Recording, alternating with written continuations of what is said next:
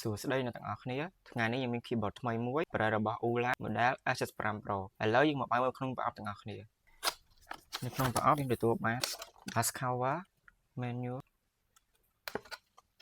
មួយនឹង keyboard នៅខាងក្នុងនេះទទួលបាន cable switch ជាមួយនឹង kicker puller keyboard នេះមានទំហំ 75% តួរបស់វាជាប្រភេទតួ plastic មានទម្ងន់ស្រាលហើយជើងរបស់វាយើងអាចបត់បាន2 step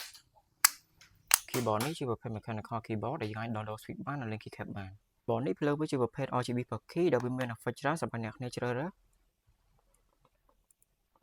ហើយ switch របស់វាជាប្រភេទ layer box Saya switch keyboard នេះយើងអាចប្រើបាន 3 connection យើងអាចប្រើ Bluetooth ខ្សែហើយនិង 2.4 ហើយយើងអាចប្រើបាន 4 mode ដូចជា Windows Mac Android និង iOS ការភ្ជាប់ Bluetooth អ្នកនរគ្នាគ្រាន់តែឆ្កឹះចូល Bluetooth រួចចូល setting ដើម្បីភ្ជាប់ keyboard ជាមួយនឹង computer សម្រាប់ខ្សែអ្នកនរគ្នាគ្រាន់តែឆ្កឹះចូល USB រួចដល់ខ្សែអាចប្រើប្រាស់បានហើយសម្រាប់ការភ្ជាប់ wireless អ្នកនរគ្នាគ្រាន់តែឆ្កឹះចូល 2.4 រួចយក DOM receiver ទៅដោតជាមួយនឹង computer អាចប្រើប្រាស់បានហើយ